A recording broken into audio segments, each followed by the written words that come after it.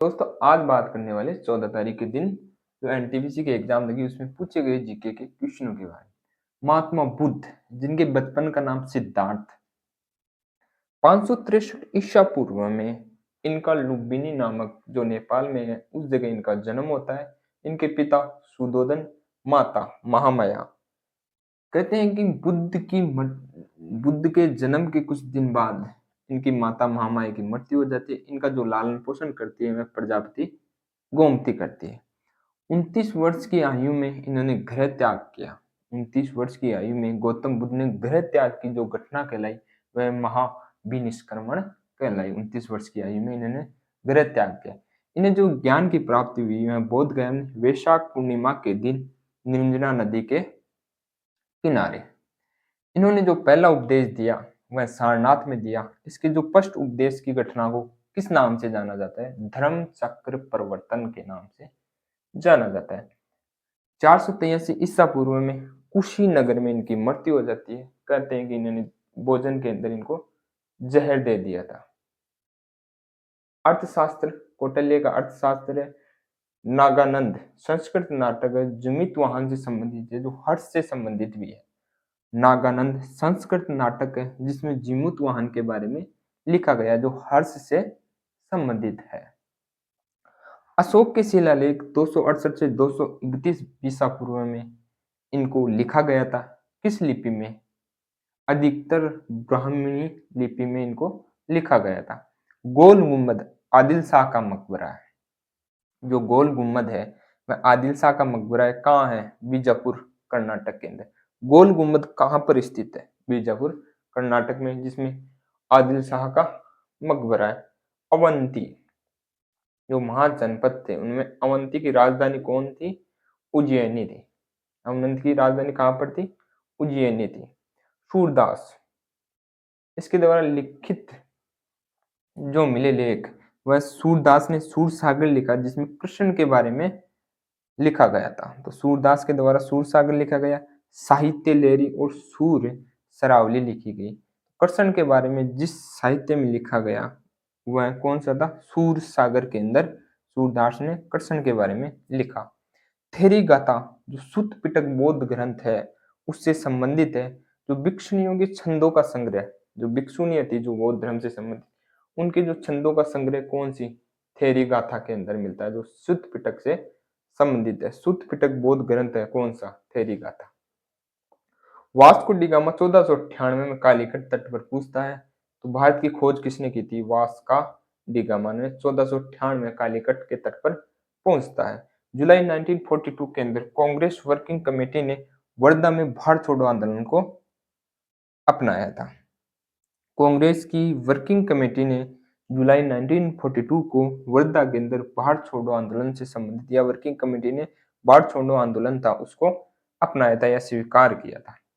लखनऊ विद्रोह 1857 की क्रांति में 1857 की क्रांति उसमें कई जगह जो विद्रोह हुआ तो लखनऊ विद्रोह में जिसने इस संचालन का लखनऊ विद्रोह का संचालन कौन कर रहा था?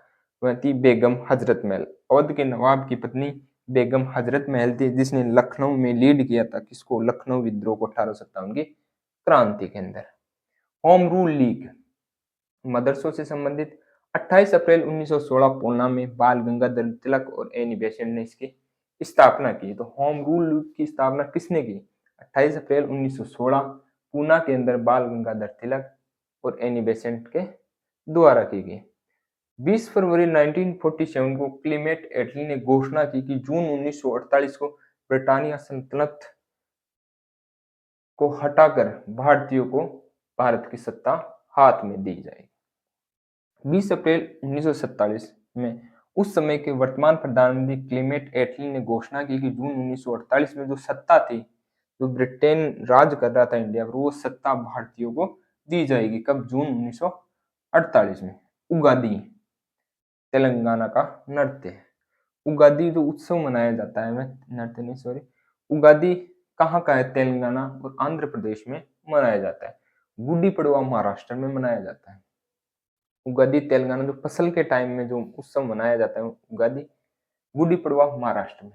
कर्नाटक संगीत के त्रिमूर्ति, जो कर्नाटक संगीत है उसके त्रिमूर्ति कौन थे? त्यागराज, मुक्तस्वामी दीक्षित और श्यामा शास्त्री थे। कर्नाटक संगीत के जो त्रिमूर्ति थे वह त्यागराज, मुक्तस्वामी दीक्षित और श्यामा शास्त्री थे। तराना गायक पंडित रतन मोहन शर्मा, मेवाती घराने से। तराना गायक तराना गायक पंडित रतन मोहन शर्मा मेवाती घराने से संबंधित है। कौन? रतन मोहन शर्मा।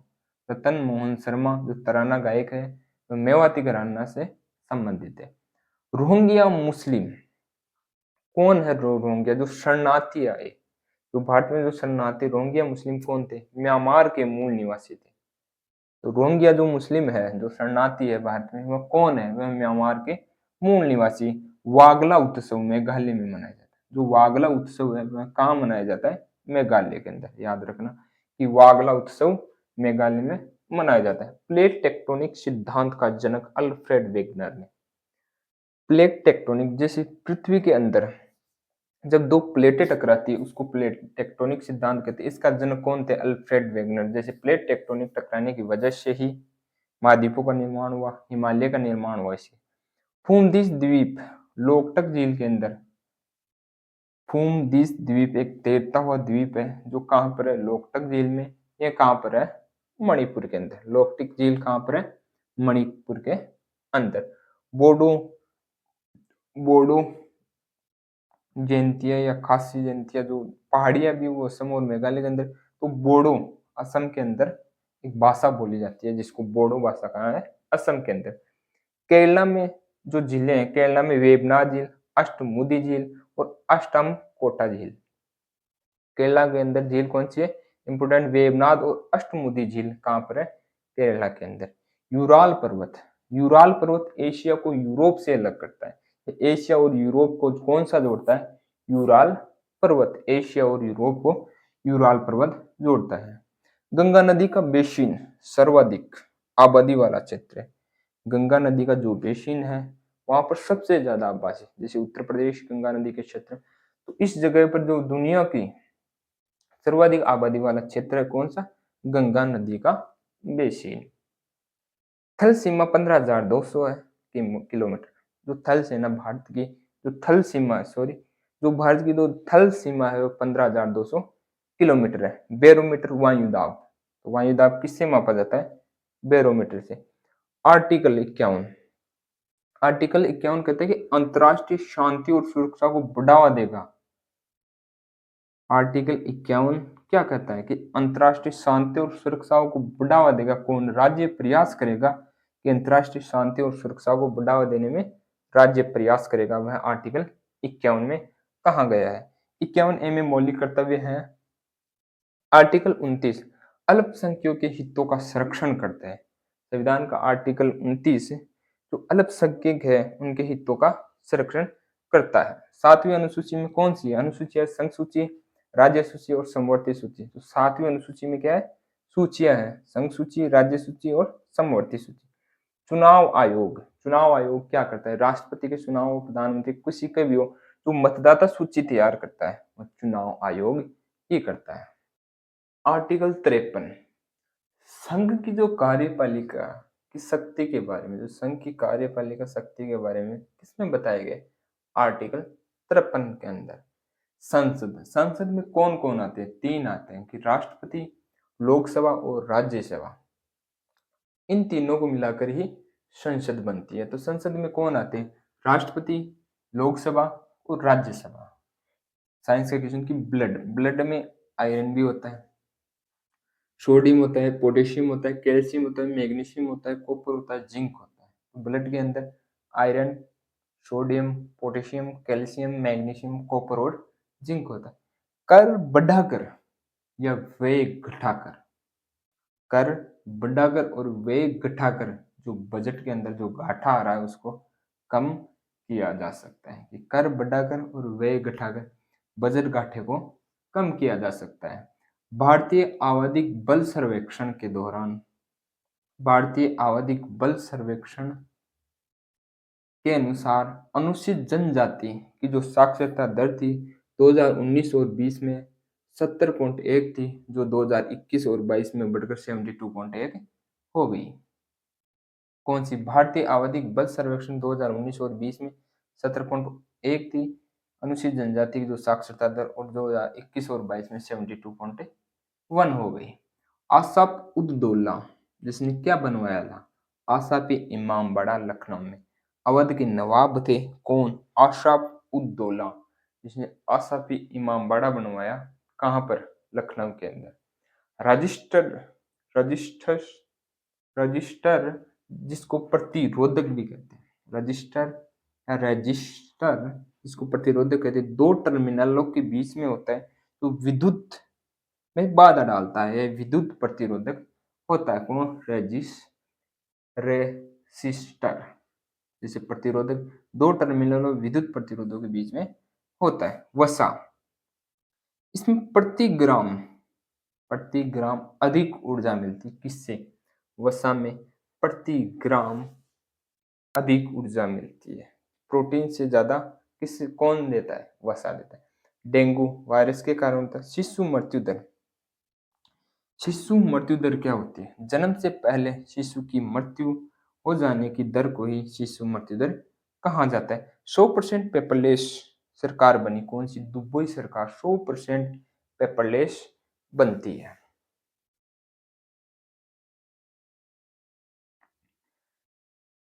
धन खाते की सुविधाजनक इकाई के धन क्या होता है? खाते की सुविधाजनक इकाई के रूप में कार्य करता है।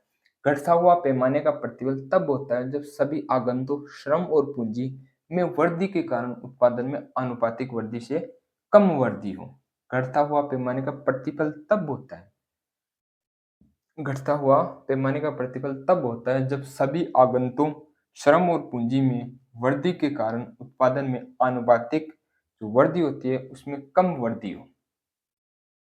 जनवरी 1944 के अंदर, जनवरी 1944 में भारत के आर्थिक विकास की जो योजना बनाई गई, जो उद्योगपतियों ने जो योजना बनाई थी, उसे बॉम्बे प्लान या टाटा बिरला प्लान, 8-10 उद्योगपतियों ने मिलकर 1944 में भारत के आर्थिक विकास की योजना बनाई, जिससे बॉम्बे प्लान या टाटा बिरला प्लान भी कहते हैं।